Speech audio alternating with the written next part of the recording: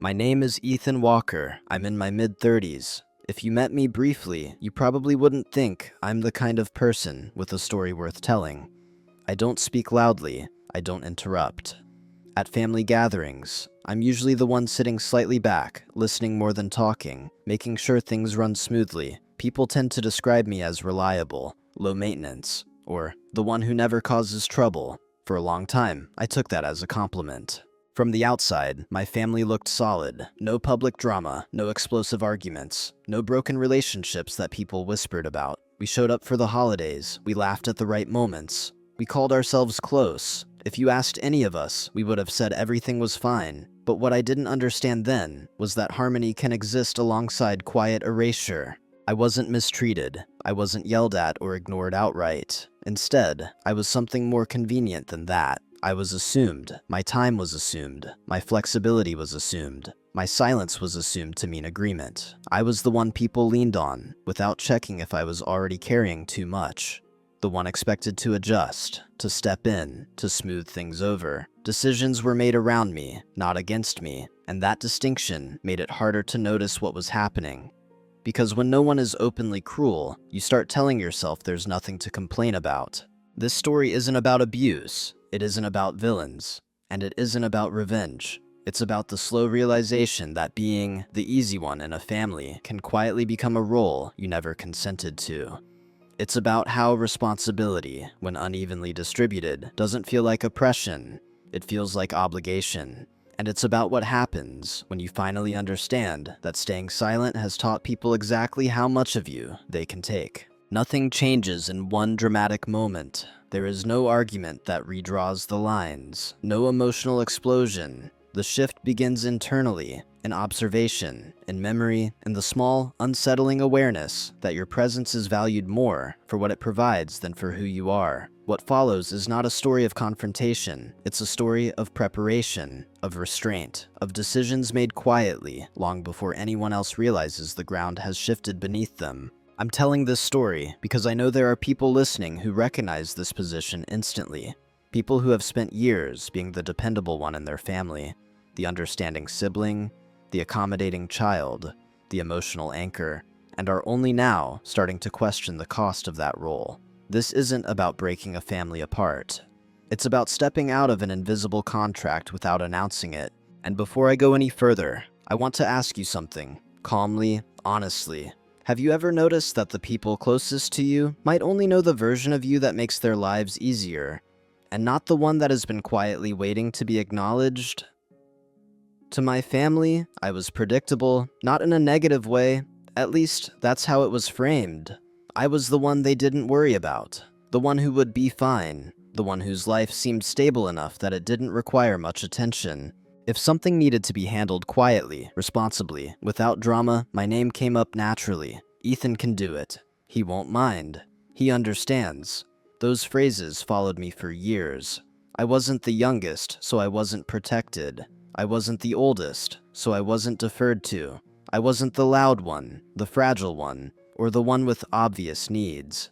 That placed me in a strange middle space, visible enough to be relied on, invisible enough to be overlooked. At family gatherings, I noticed how conversations flowed. Certain voices carried weight. Certain opinions redirected the room. When decisions were made about plans, money, responsibilities, even future expectations, they often happened while I was sitting right there. No one asked for my input, but no one excluded me either. It was as if my agreement had already been assumed, and I rarely corrected that assumption. I told myself it was maturity. I told myself it meant I was adaptable, emotionally intelligent, and low ego. I prided myself on not needing validation. I liked being seen as steady, reliable, the person who didn't add stress. But steadiness, I would later learn, can be mistaken for endless availability. When someone needed help moving, I showed up. When schedules conflicted, mine was the one expected to bend. When emotional tension surfaced between others, I became the quiet buffer. Listening, mediating, absorbing. I was thanked occasionally. More often, it was just expected, and because I never complained, my role solidified. What made it harder to see was that no one was intentionally unkind. There were no insults, No dismissive remark sharp enough to point to. Instead, there were patterns, subtle ones, the kind you only recognize in hindsight, like how updates about my life were treated as filler, while others' news became a discussion, like how my availability was checked last, or not at all, like how praise came in the form of relief. I knew we could count on you.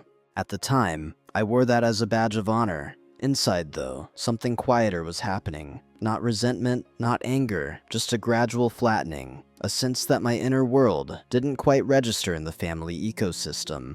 That my value came less from who I was becoming, and more from how useful I remained. Still, I stayed silent. Partly because silence was familiar, partly because I didn't want to seem ungrateful, and partly because I hadn't yet found the language to describe what felt off. I told myself, this is what being an adult looks like. I told myself, every family needs someone like this.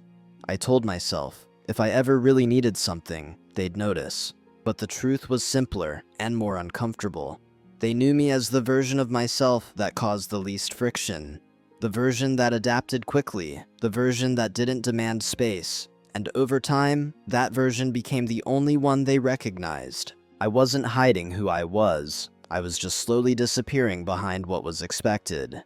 And because nothing ever exploded, because nothing ever crossed an obvious line, there was no moment where I could say, this is where it started. Only a growing awareness that I was being defined by a role I had never consciously agreed to play. At that stage, I still believed I could remain exactly who I was, quiet, accommodating, reliable, without losing anything important. I didn't yet understand that being seen as the easy one often means being the one whose limits are tested last, and respected least, not because anyone means harm, but because silence teaches people what they can take, and what they never have to give back. The first moment didn't feel important at the time. That's the strange thing about it. If you isolate it, it looks insignificant, something you could easily explain away, something that, if you mentioned it out loud, would make you sound overly sensitive. And that's exactly why it stayed with me. It happened during a family discussion about an upcoming commitment. Nothing dramatic, just logistics, dates, responsibilities, who would handle what. I was there, listening, nodding along, as usual. At some point, a decision was finalized, and I realized, a little too late, that my time had been volunteered, not asked for, not checked, simply assigned. Ethan can cover that, someone said casually. No pause, no glance in my direction, just a statement delivered with certainty. There was a brief silence, not awkward, comfortable. The kind of silence that assumes agreement. All eyes moved on to the next detail, the next problem to solve. I felt it then, not anger, not shock, just a small, internal jolt. A moment of disorientation, as if something had shifted slightly out of place. I remember thinking, did I miss the part where I agreed to that? I could have spoken up. The opening was there. I could have said, actually, I'm not sure I can commit to that. Or even, can we talk about that for a second? It would have been reasonable. It would have been calm. But I didn't. I smiled. I nodded. I told myself it wasn't a big deal, because that's what I always did. The conversation moved on. Laughter returned. Someone poured more coffee. And just like that, the moment passed. Outwardly forgotten, but I didn't forget it. Later that evening, the thought resurfaced, not as a complaint, but as a question. Why did that feel uncomfortable? After all, I had helped before. I had time. I hadn't explicitly said no. So I did what I had trained myself to do. I rationalized it. They trust me. They know I'm capable. If I don't do it, someone else will be inconvenienced. Each explanation softened the edge just enough to keep me quiet. But beneath those rationalizations was something more precise. Something harder to ignore. No one had considered whether I wanted to be part of that decision. And what unsettled me wasn't the task itself. It was how natural it felt for them to assume my compliance. How seamlessly my autonomy had been bypassed. Not out of disrespect, but out of habit. That's what made it the first cut. Small, clean, almost invisible. There was no confrontation afterward, no apology, no acknowledgement that anything had happened. And if I had brought it up, I suspect the response would have been genuine confusion. You could have said something. We didn't think you'd mind. That's just how we talk. And they would have been right. in their own way, because I had taught them that this was acceptable. Still, something had changed for me, not dramatically, not consciously, but once you notice a pattern beginning, it's hard to unsee it. I started replaying similar moments from the past, times when my availability had been declared rather than requested, times when plans were built around my assumed flexibility, times when my agreement was treated as a given. I hadn't labeled those moments before, I hadn't needed to. But now, this one stood out, not because it was worse than the others, but because I finally felt it. And what I felt wasn't resentment. It was clarity beginning to form. I realized that being dependable had slowly turned into being default. That my silence hadn't just made things easier, it had made my consent invisible. And that while everyone else experienced these interactions as smooth, efficient, and harmless, I was the only one quietly adjusting my life around them. That night, I didn't confront anyone. I didn't set boundaries. I didn't make declarations. I simply took note, because the first small cut doesn't bleed. It doesn't demand attention. It just teaches you where you're vulnerable and whether anyone notices when you're hurt. And once you recognize that, it's no longer just a moment. It's a signal. After that first moment, nothing changed on the surface. That was the most convincing part. Life continued exactly as it had before. Family routines stayed intact. Conversations flowed easily. No one treated me any differently. If anything, everything felt reassuringly normal, and that made it easier to doubt myself. I told myself I had overthought it, that I was projecting meaning onto something neutral. Families make assumptions all the time, I reasoned. It's efficient, it's familiar, no harm intended, so I stayed quiet. But once your attention has been drawn to something, you start noticing it everywhere. The next instance was smaller, almost forgettable. Someone mentioned an upcoming plan and looked past me while listing who would handle which responsibilities. My name appeared in the sequence, without pause, as if it had always belonged there. I noticed how often my calendar was treated as flexible by default. How often was my time the buffer that absorbed last-minute changes? How rarely anyone asked, "Does that work for you?" And still, I complied, not because I wanted to, but because it was easier than disrupting the rhythm. I told myself that saying no would complicate things, that would create unnecessary tension, that it would force explanations I wasn't prepared to give. And so, each time, I adjusted, I rearranged, I accommodated. Over time, this adjustment became automatic. I stopped checking in with myself before agreeing. I stopped measuring the cost. I told myself that this was what contribution looked like: quiet, consistent, unacknowledged. What I didn't realize was that I was helping normalize a dynamic that only flowed one way. The more consistently I adapted, the more invisible the expectation became. No one paused to ask if I was stretched thin, because I never appeared to be. No one questioned whether they were taking too much, because I never indicated a limit. From the outside, I was calm, balanced, in control. Inside, something else was forming, a kind of numb awareness, not anger. Anger would have felt simpler. This was more subtle. It was the feeling of being edited out of your own life in small ways, of watching decisions accumulate that shape your time, your energy, your priorities, without your voice ever being fully present in the room. I started to realize how often I excused behavior that, in any other context, would have felt dismissive. They didn't mean it that way. They're just stressed. It's not worth making a big deal out of. Each justification lowered the bar a little further. And then came the most unsettling realization of all. I was doing this to myself as much as anyone else was. By choosing silence, I was reinforcing the idea that my preferences were secondary, that my availability was unlimited, that my presence required no consideration. I wasn't being disrespected loudly. I was being overlooked quietly with my cooperation. There were moments when I almost spoke up, when a question formed at the back of my throat. But each time, I swallowed it down. I didn't want to sound resentful. I didn't want to be seen as difficult. I didn't want to disrupt the image everyone had of me, including the one I had of myself. So I stayed in character, reliable, adaptable, uncomplaining. What I didn't see then was that every time I stayed quiet, the role became more permanent. What began as convenience hardened into expectation, and expectation, once established, rarely feels like something that needs permission. By the time I realized how often my needs were absent from the equation, the pattern was already familiar to everyone else. It felt normal to them, and that's the danger of normalized disrespect. It doesn't announce itself. It doesn't feel hostile.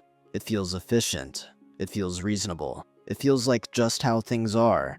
Until one day, you realize you are living inside a system that functions smoothly, as long as you continue to give more than you receive. I wasn't ready to change anything yet, but I was no longer unaware, and once awareness settles in, even silence starts to sound different. It's no longer peace, it's restraint, and restraint, sustained long enough, doesn't disappear, it transforms. I didn't realize I had been assigned a role until I noticed how uncomfortable it felt to step outside of it. Even in my own thoughts, the role wasn't written down. No one ever said it out loud. It was implied through repetition, reinforced through habit, and protected by the unspoken agreement that keeping things smooth mattered more than questioning them. In my family, I was the reliable one, not the decision maker, not the emotional center, not the person whose needs shaped the plan. I was the stabilizer, the one who absorbed pressure quietly so others didn't have to. Once I saw that, memories rearranged themselves.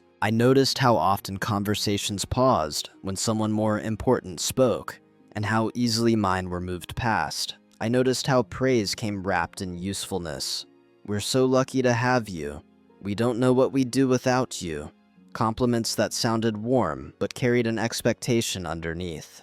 Because if you're the one they don't know what they'd do without, you're also the one they expect to always be there. I wasn't expected to need help. I wasn't expected to hesitate. I wasn't expected to change. My role was consistency. And consistency, when it's demanded rather than chosen, becomes confinement. What struck me wasn't that others had needs. Everyone does. It was my role existed specifically to make sure those needs were met with minimal disruption. I was the flexible piece in the system, the part that adjusted to keep everything else in place. If plans shifted, I adapted. If tensions rose, I mediated. If something fell through, I filled the gap. No one asked whether I wanted to continue doing that, because roles like mine don't get reviewed, they get assumed. The most revealing moments came when I imagined doing the opposite. What if I said no without explanation? What if I prioritized my own schedule? What if I asked for the same consideration others received? Even thinking those thoughts felt wrong, selfish, disruptive, out of character. That's when I understood how deeply the role had settled in. Not just in the family, but inside me. I had internalized the expectation before anyone else had to enforce it. And because I played the role so well, no one questioned it. Why would they? It worked. Things ran smoothly. There was no crisis demanding reevaluation. But beneath that surface, something subtle was eroding. I started to feel like my value was conditional, tied to my willingness to remain useful. That stepping out of line wouldn't just inconvenience others, but fundamentally alter how I was seen. Not as someone setting a boundary, but as someone failing their role. And that fear kept me quiet. I didn't want to be the source of discomfort. I didn't want to be the one who made things complicated. I had spent years being praised for the opposite, so I stayed in position. Still, awareness changes how a role feels when you're inside it. What once felt like responsibility began to feel like an obligation. What once felt like maturity began to feel like silence enforced by expectation. I started noticing how rarely anyone checked in with me emotionally. How my struggles, when mentioned, were met with reassurance rather than curiosity. "You'll be fine. You always figure things out." And they were right. I did figure things out, alone. The role I had been assigned didn't include space for uncertainty or need. It included endurance, stability, quiet competence. And the more I fulfilled it, the harder it became to imagine being seen any other way. At that point, I still wasn't planning to change anything. I wasn't angry. I wasn't ready to step back. But something essential had shifted.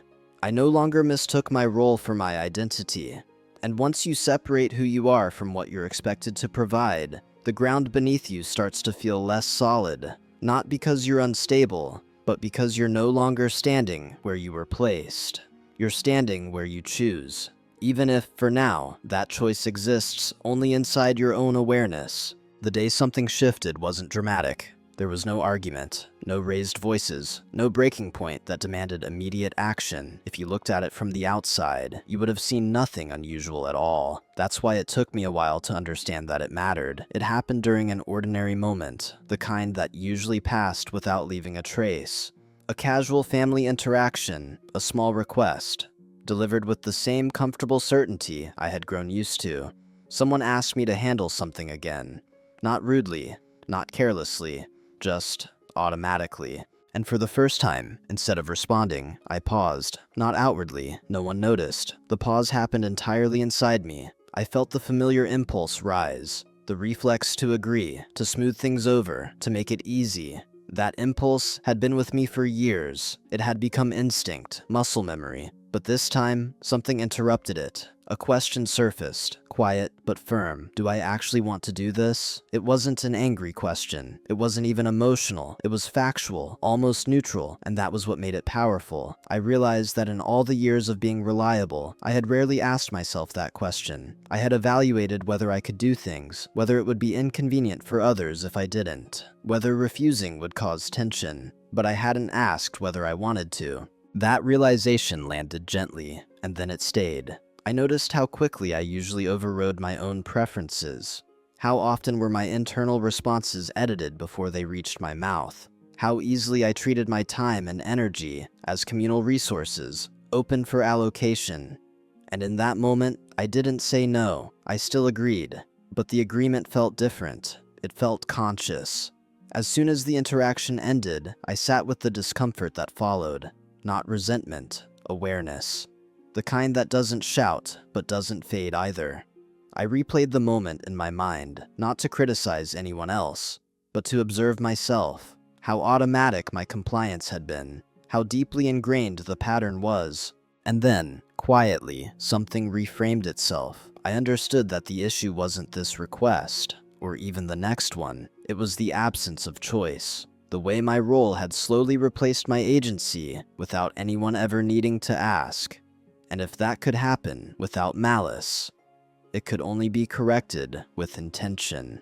That day, I didn't confront anyone. I didn't announce a boundary. I didn't demand change. I went home and did something far more unsettling. I told myself the truth. I admitted that I had been avoiding discomfort by sacrificing autonomy, that I had equated being agreeable with being good, that I had allowed a version of myself to solidify because it made everyone else's lives easier. And once I admitted that, I couldn't unsee it. From that day on, my silence changed texture. Before, it had been passive, a default. Now, it was deliberate. I started listening differently, watching more carefully, not to judge, but to understand. I paid attention to how often assumptions were made, to how rarely anyone checked whether I was okay with those assumptions.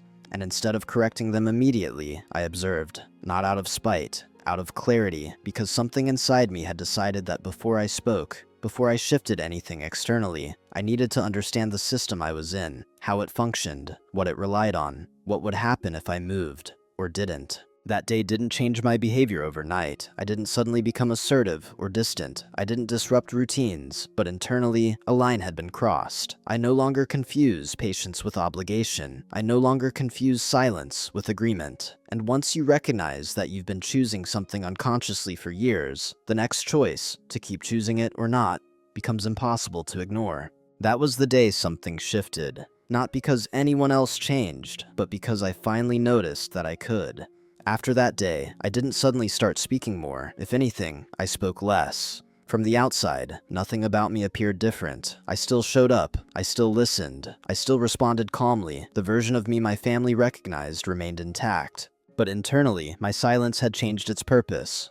Before, silence had been reflexive, a way to avoid friction. Now, it has become selective, intentional, a tool rather than a habit. I began noticing how often words were expected from me, agreements, confirmations, reassurance, and how rarely anyone waited to hear them. Assumptions filled the gaps where my voice should have been. Instead of correcting those assumptions immediately, I let them sit. Not to punish anyone, not to set traps, but to see something clearly. What happens when I don't rush to reinforce the role? The answer at first was simple. Nothing happened. Plans continued. Decisions were made. My presumed availability was still built into conversations. My absence from certain discussions went unnoticed, because it always had been, and that was revealing. I realized that my participation had been valued primarily for its reliability, not its perspective. My silence didn't disrupt the system because the system had never depended on my voice, only on my compliance. So I stayed quiet, but this time I stayed quiet on my own terms. When requests came, I delayed responses instead of replying immediately. When plans were discussed, I listened without offering to fill gaps. When problems arose, I resisted the urge to volunteer solutions. This wasn't passive aggression, it wasn't withdrawal, it was a restraint. And restraint is uncomfortable when you've built an identity around being helpful. There were moments when anxiety flared, the old fear of being seen as difficult or disengaged. But I sat with that discomfort. I let it pass without acting on it. What surprised me was how quickly others filled the space I used to occupy. Someone else stepped in, someone else adjusted, someone else absorbed the inconvenience, not because they were better suited, but because the system adapted when it had to, and that taught me something important. My constant presence hadn't been essential, it had been convenient. As my silence continued, subtle reactions emerged. Small comments, light jokes, observations framed as concern. "You've been quiet lately. You okay?" "You're not saying much," I responded honestly, and minimally. "I'm fine. Just listening. Nothing's wrong," because nothing was wrong. For the first time, my silence wasn't a surrender. It was a boundary I didn't need to explain. I noticed how people interpreted it as uncertainty or fatigue, how they filled in reasons that kept the existing narrative intact. It never occurred to them that my quiet might be deliberate, because deliberate silence challenges the idea that access to you is automatic. And that misunderstanding worked in my favor. While others assumed nothing had changed, I was learning how much influence I actually held by stepping back, how often my energy had been used to stabilize dynamics that didn't necessarily serve me. I wasn't withholding, I was reclaiming. Silence, when chosen, creates space. Space to observe patterns, space to plan, space to decide what you're willing to continue and what you're not. I started tracking my own responses mentally, noticing which requests sparked resistance, which assumptions felt heavier, which interactions drained me disproportionately, and slowly a new clarity emerged. I didn't need to announce my boundaries to make them real. I didn't need to confront anyone to change my position. All I needed was consistency, not in giving, but in choosing.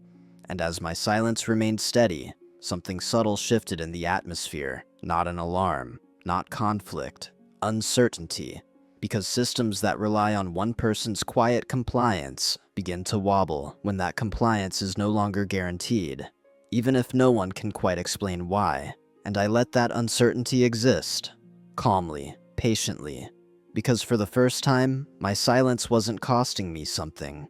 It was giving something back. While everything looked the same to them, something entirely different was happening underneath. That's the part people often misunderstand about quiet change. They assume nothing is being done simply because nothing is being announced. But silence doesn't mean stagnation. It means movement without spectacle. What my family never noticed was how much I was paying attention, not to trap anyone, not to collect grievances, but to understand the structure I had been living inside for so long. I began noticing patterns the way you notice weather. Not emotionally, just observationally. Who initiated the decisions? Who benefited from flexibility? Who was consulted? And who was informed after the fact? I watched how responsibility moved through the family, and how rarely it moved toward certain people. And I noticed something else too. The system depended heavily on predictability. My predictability. Because I had always responded quickly, people planned assuming my availability. Because I rarely objected, decisions didn't need to account for my limits. Because I stayed calm, tension flowed toward me instead of away from others. Once I stepped back, even slightly, small cracks appeared. Nothing dramatic, just hesitation. Someone double-checked a plan. Someone else took on a task they normally would have passed to me. A few conversations ended without a neat resolution. Because I wasn't there to smooth the edges. Still, no one said anything directly. And that told me a lot. It told me that the comfort of the system mattered more than understanding my experience within it. As long as things functioned, no one felt compelled to examine why. So I didn't rush to explain. Instead, I prepared. Preparation didn't look like scheming. It looked like learning, documenting, clarifying my own position. I took inventory of my time, where it went, who it served, what it cost me. I reviewed commitments I had agreed to out of habit rather than choice. I noticed which responsibilities were framed as temporary but had quietly become permanent. I also paid attention to leverage, not in a manipulative sense, but in a practical one. Who depended on what I provided? What happened when I wasn't immediately available? Which assumptions collapsed without my reinforcement? These weren't questions of power over others. There were questions of power over my own life. And the answers were revealing. I realized that much of what I had been giving wasn't irreplaceable. It was simply unchallenged. No one else had stepped in because they hadn't needed to. I had made it unnecessary. That awareness was sobering, but also freeing. It meant that my role wasn't destiny, it was participation, and participation could be adjusted. Quietly, I began setting internal criteria, not rules for others, standards for myself. I asked, is this something I'm choosing, or something I'm defaulting into? Would I still agree if no one expected me to? Am I doing this out of alignment or obligation? If the answer didn't sit right, I noted it. I didn't act on every realization immediately. That would have been reactive. Instead, I let clarity accumulate. I allowed patterns to become undeniable, not just emotionally, but logically. Because clarity without patience leads to confrontation, and patience without clarity leads to resentment. I wanted neither. What my family never noticed was that while I remained calm on the surface, I was quietly repositioning myself internally, detaching my identity from usefulness, separating my worth from compliance. They mistook my silence for passivity. In reality, it was a focus. I stopped explaining myself in advance. I stopped offering reassurance preemptively. I stopped managing emotions that weren't mine to manage. And because I didn't announce these changes, they didn't resist them. That's the thing about systems built on assumptions. They don't know how to defend against absence. As I prepared, I also confronted something uncomfortable. I saw my own complicity clearly. No one had forced me into this role. I had accepted it, reinforced it, and protected it because it had once given me a sense of belonging. Letting go of that meant risking a different kind of visibility, one without automatic approval, and that required something stronger than anger. It required self-trust. By the time I was done observing, documenting, and recalibrating internally, I felt something I hadn't felt in years. Stability, not the kind that comes from being needed, but the kind that comes from knowing exactly what you will and will not give. They never noticed the preparation, they never saw the shift happening, but by then, I wasn't preparing for confrontation, I was preparing for freedom. The realization didn't arrive with excitement. There was no surge of adrenaline, no sense of victory, no moment where I sat back and thought, now I've got it. What I felt instead was calm, a quiet, grounded clarity that settled in once the last pieces clicked into place. The private reveal wasn't about discovering a secret someone had hidden from me. It was about understanding something that had always been there, obscured only by habit and my own willingness to overlook it. I realized that my value in the family had never been questioned because it had never been defined beyond what I provided. Reliability, availability, emotional steadiness, those weren't qualities I possessed. They were functions I performed. And the moment I stopped performing them automatically, the structure began to reveal itself. What I saw clearly, finally, was leverage, not the dramatic kind. Not leverage in the sense of threat or exposure. Leverage in the simplest, most uncomfortable form. They depended on my consistency more than they realized. Not because I was extraordinary, but because I had made myself predictable. And predictability creates reliance. I had always thought of leverage as something aggressive, something people used against others, but this was different. This was structural. If I adjusted my level of participation, the system would have to adapt, not emotionally, logistically, practically, and that adaptation would force a rebalancing. What struck me most was how little effort it took once I stopped resisting the truth. I didn't need to prove anything. I didn't need to demand recognition. I didn't need to expose unfairness. All I needed was to stop compensating. The private reveal came in layers. I saw how often my presence prevented others from feeling the full weight of their choices. how my willingness to absorb inconvenience shielded people from accountability, not intentionally, but effectively. I also saw how my silence had protected the family narrative. As long as I didn't name discomfort, it didn't exist. As long as I kept functioning smoothly, there was no reason for anyone else to reflect. That wasn't cruelty, it was inertia. And inertia, once understood, can be redirected. I understood something else too, something more personal. I had been afraid that stepping back would make me less valued, less loved, less included. But what I was really afraid of was discovering that my worth had been conditional all along. That fear had kept me performing long after the performance stopped serving me. The private reveal was accepting that risk, accepting that if my value diminished when I stopped overgiving, then the value had never been about me. And that clarity was painful, but clean. It stripped away ambiguity. From that moment on, I stopped hoping for validation through recognition. I stopped waiting for someone to notice how much I did.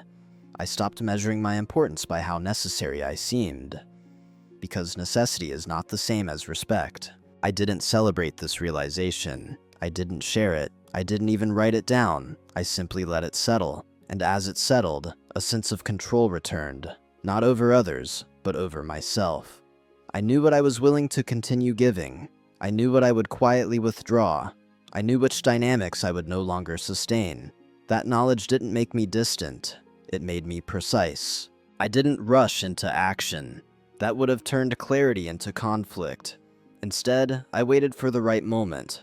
Not emotionally, but structurally. Because leverage, once revealed, doesn't need to be used immediately. It just needs to exist. And knowing that it existed changed how I moved through every interaction afterward. I listened differently. I agreed more carefully. I said less and meant more. From the outside, I was still the same. From the inside, I was no longer guessing. The private reveal wasn't about power. It was about choice. And once you realize you have it, you never quite move the same way again. Clarity creates a problem of its own. Once you see the truth of a situation, you can't unsee it, but you still have to decide what to do with it. And that decision is rarely simple, because every option carries a cost. I reached that point quietly. There was no dramatic trigger, no final straw, just the steady accumulation of awareness until action became inevitable, not urgent, but unavoidable. I realized I had several paths in front of me. I could continue exactly as I was, now with full awareness. Keep giving, keep adapting, keep absorbing, but with my eyes open. That option offered comfort, familiarity, approval, but it also meant choosing a life where my autonomy remained secondary. I could confront the situation directly, call out patterns, ask for change, explain how things felt from my perspective. That option sounded honest, even brave. But I knew my family well enough to understand what that would become. Confusion, defensiveness, long conversations focused on intent rather than impact, emotional negotiations where my experience would be debated instead of acknowledged. Nothing would truly change, it would just become louder. There was a third option, one that didn't require permission, one that didn't require consensus or validation. I could change my behavior, quietly, consistently, and without explanation. I could stop reinforcing the assumptions that kept the system intact. This option felt irreversible, not because it was extreme, but because it would permanently alter how I was seen. Once you stop performing a role, people can't unknowingly rely on it anymore. They may adjust, they may resist, but the old version of you doesn't fully return. That permanence scared me, because part of me still wanted to be needed, still wanted to be the safe, dependable presence everyone trusted, still wanted to believe that my silence had been appreciated, not exploited. Choosing differently meant accepting uncertainty. It meant risking disappointment. It meant allowing others to struggle. It meant tolerating the discomfort of being misunderstood. And it meant letting go of the quiet pride I had taken in being indispensable. I sat with that decision longer than I expected. I didn't rush it. I let the fear speak. I let the doubt surface. I asked myself whether I was being unfair, or selfish, or overly sensitive. And then I asked a simpler question. If nothing changes, how will I feel a year from now? The answer came easily. Tired, detached, smaller. Not because my family was cruel, but because I would continue shrinking myself to fit a space that no longer matched who I was becoming. That realization settled things. The decision wasn't about them. It was about me. I chose the irreversible option. Not a dramatic withdrawal, not a sudden transformation, just a quiet, steady refusal to continue participating in a dynamic that required my invisibility. I decided that going forward, my time would be offered, not assumed. My energy would be given, not extracted. My presence would be intentional, not automatic. I wouldn't announce this shift. I wouldn't justify it. I wouldn't frame it as a lesson or a stand. I would simply live it, because the greatest changes don't demand recognition. They become undeniable through consistency. Once the decision was made, something inside me relaxed. The anxiety softened. The overthinking quieted. I stopped rehearsing conversations that never needed to happen. I didn't feel empowered in a dramatic way. I felt settled, as if I had finally stopped negotiating with myself. I knew that consequences would follow. Confusion, adjustment, maybe even resentment. But those were not mine to manage. I had spent years cushioning others from discomfort. Now, I was choosing to cushion myself. That was the point of no return, not because it burned bridges, but because it ended a pattern I would never willingly step back into. And once that line is crossed, the world doesn't change immediately, but you do. Once the decision was made, I didn't announce it. I didn't gather anyone together. I didn't explain my reasons. I didn't hint that things were about to change. That would have turned intention into negotiation, and I was done negotiating my presence. Instead, I moved quietly. The first changes were subtle enough to go unnoticed. I stopped responding immediately to requests, not to create tension, but to remove the assumption of instant availability. I let messages sit. I returned calls later. I answered when it worked for me, not when it was convenient for everyone else. When plans were discussed, I listened without automatically offering solutions. I didn't volunteer to fill gaps. I didn't preemptively fix problems that weren't mine to solve. At first, this felt uncomfortable, almost unnatural. Years of conditioning don't disappear overnight. There were moments when my instincts kicked in, urging me to step forward, to smooth things out, to rescue a situation before it became awkward. But I held back, not with resentment, with discipline. I started saying no occasionally, calmly, without justification. I can't commit to that. That won't work for me. I'll have to pass this time. Each sentence was simple, neutral, non-defensive, and each one felt heavier than it should have. Because I wasn't just declining tasks. I was declining an identity.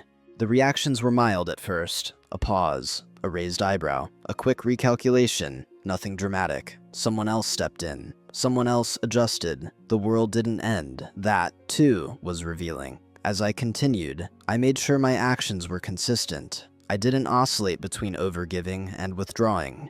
I didn't punish anyone with silence. I remained polite, present, and composed, but I was no longer predictable, and predictability, I learned, had been the real glue holding my role in place. Behind the scenes, practical consequences began to surface.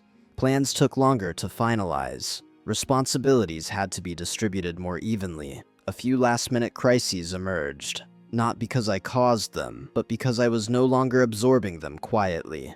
Still, no one confronted me directly. It's difficult to accuse someone of wrongdoing when all they've done is stop overfunctioning. Instead, I noticed subtle shifts in tone, more checking in, more clarification, more uncertainty. People began asking rather than assuming, not out of respect, at least not yet, but out of necessity, and necessity is often the first step toward balance. I remained careful not to overcorrect. This wasn't about withdrawing completely or making a point.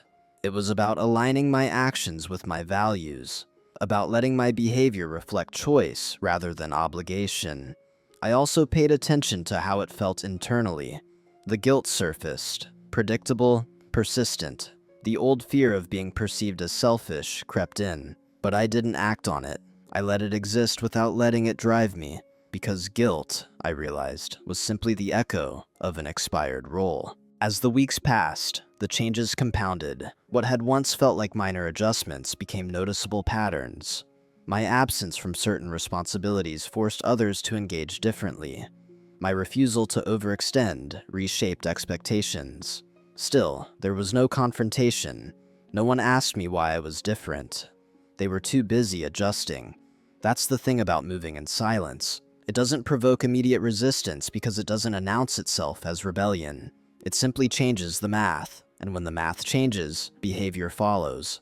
I didn't feel triumphant. I felt grounded. For the first time in a long while, my energy was my own. My time felt intentional. My presence felt voluntary. I wasn't reacting anymore. I was choosing. And although no one else fully understood what was happening yet, the shift was already irreversible, because once you stop sustaining an unbalanced system, it doesn't collapse. It recalibrates, slowly, uneasily, and not always comfortably. The consequences didn't arrive as backlash. There were no accusations, no confrontations, no dramatic phone calls demanding explanations. If anything, everything remained strangely polite, but beneath that politeness, I could feel the shift. The first consequence was confusion. Plans that once moved effortlessly began to stall. Tasks that used to resolve themselves quietly now required discussion. Small gaps appeared where my involvement used to be. Gaps no one had noticed before because I had always filled them. At first, these gaps were treated as anomalies. Someone forgot to confirm a detail. Someone assumed something would be handled and then realized it wasn't. Minor inconveniences surfaced. Nothing catastrophic, just enough to create friction. And that friction had a direction. It moved outward. Instead of landing on me, it dispersed.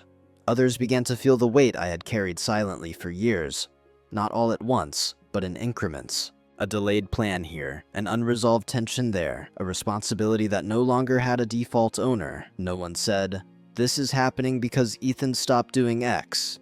They didn't have to. They felt it. I noticed how conversations changed. How often people paused before speaking, as if recalibrating what they could assume. How requests were phrased more carefully. How decisions were no longer made as quickly.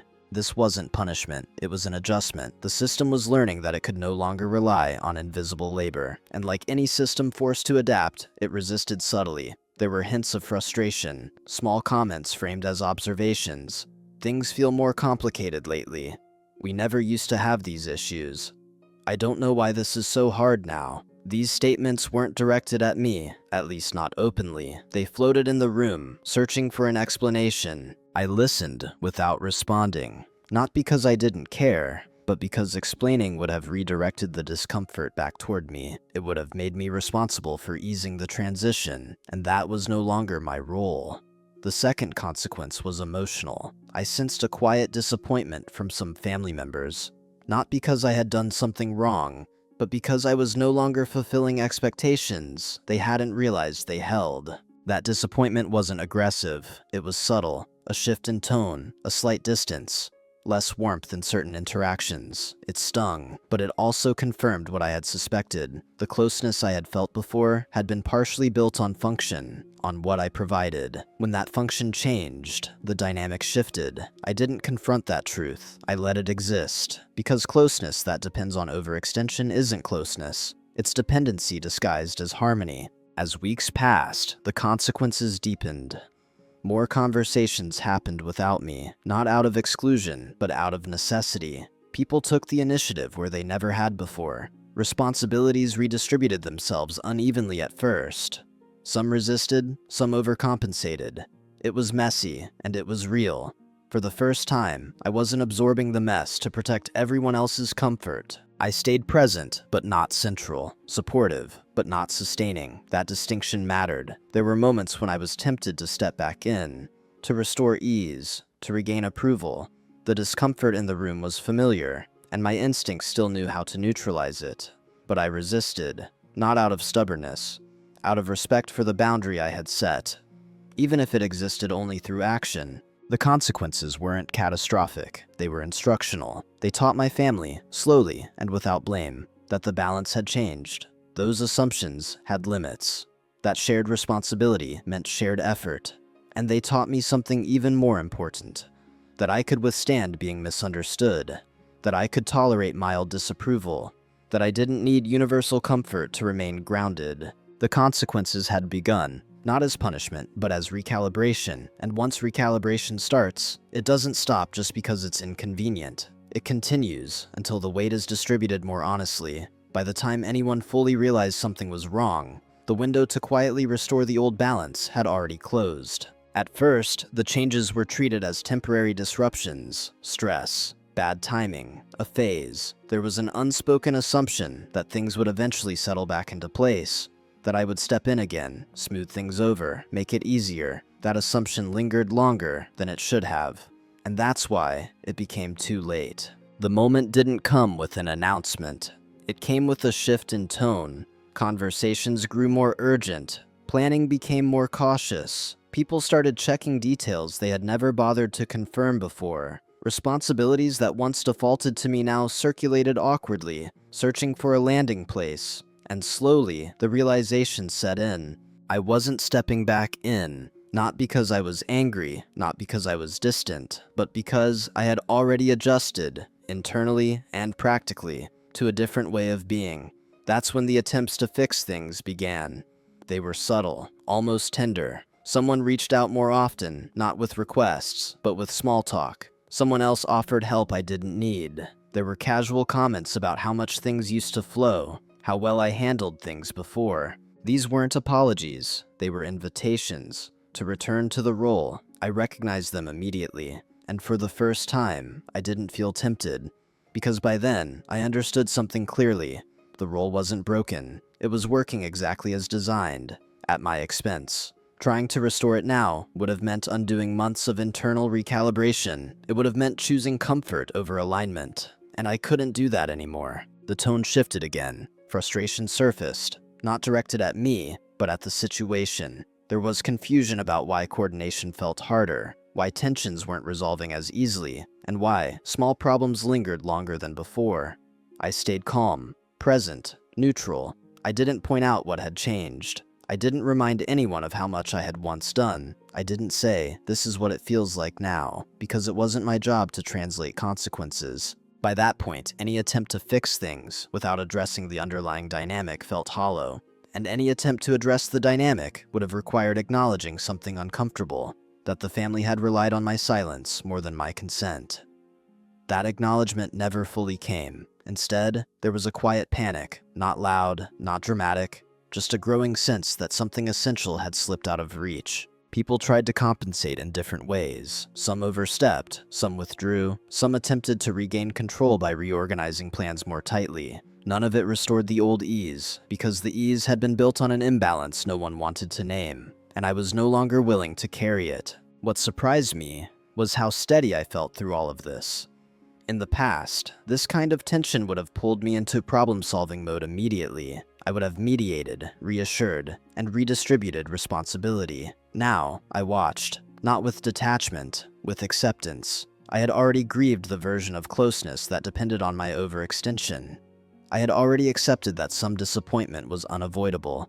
I had already made peace with being seen differently. By the time others were scrambling to restore equilibrium, I had moved on, not away from them, but away from the dynamic. That's what made it too late. You can't quietly fix a system once the person who sustained it has stopped participating. You can't return to an unspoken agreement once one side has consciously withdrawn consent. There was no single moment of confrontation, no declaration of boundaries. No final conversation that tied everything together, just the slow, unmistakable realization that things would not go back to how they were, and that realization unsettled everyone, except me, because for the first time, the imbalance wasn't hidden, it was simply no longer being absorbed. The conversation, when it finally happened, was quieter than anyone expected. No one sat anyone down, no voices were raised. There was no dramatic clearing of the air. It unfolded the way most honest things do, gradually, almost accidentally, in a moment where avoidance was no longer practical. We were talking about something ordinary, logistics, timing, responsibility, the usual territory, and then someone said it, not sharply, not accusingly, just with a hint of strain beneath the words. You've changed. It wasn't framed as an attack, more like an observation that had been circling for a while and finally found its way out. I didn't rush to respond. That pause, brief, controlled, mattered. In the past, I would have filled it with reassurance. I would have softened the moment, explained myself away, and taken responsibility for easing whatever discomfort had surfaced. This time, I didn't. I don't think I've changed, I said calmly. I think I'm just being more intentional. The room stayed quiet. No one challenged me, no one pushed back, but I could feel the tension sharpen, not with anger, but with uncertainty. Someone else spoke carefully. It just feels like you're less available. That was the closest thing to an accusation. And it was also the truth. I nodded. I am, I said, on purpose. No explanation followed. I didn't justify it. I didn't list grievances. I didn't recount years of unacknowledged effort. I didn't accuse anyone of taking advantage, because the moment I did that, the conversation would shift away from reality and toward defense. Instead, I stayed with what was undeniable. I'm still here, I continued. I still care. I'm just not able to take on the same things I used to. My tone didn't invite debate. It didn't need to. What followed wasn't anger, it was confusion. People asked questions that circled the issue, without touching it directly. Was I overwhelmed? Was something else going on? Did I need help? I answered simply, no. Nothing's wrong. This is just how I'm choosing to move forward. That clarity landed heavier than any emotional speech could have, because it removed the illusion that this was temporary, that I was just tired. Those things would reset if they waited long enough. They wouldn't. There was a moment, brief, fragile, when someone almost said more, almost named the imbalance, almost acknowledged how much I had carried. But the moment passed, and I let it, not because I needed them to say it, but because I no longer needed their understanding to validate my choice. The confrontation ended without resolution. No agreement was reached, no apology was offered, no rules were established, and that was enough, because confrontation doesn't always exist to fix something. Sometimes it exists to mark a boundary. After that conversation, the tone shifted again, this time more permanently. Requests became more careful. Expectations adjusted more consciously. There was a new hesitancy where certainty used to be, and there was also distance. Not dramatic, not hostile, just a subtle recalibration of closeness. I felt it, and I accepted it, because closeness that requires self-erasure isn't intimacy, and the distance that preserves integrity isn't lost. I didn't feel victorious after that conversation. I felt clear. I had spoken without heat, without accusation, without the need to be understood. I had said just enough, and no more, and in doing so, I had confirmed something important. I didn't need to convince anyone. My actions had already done the talking. Who I am now isn't defined by what changed.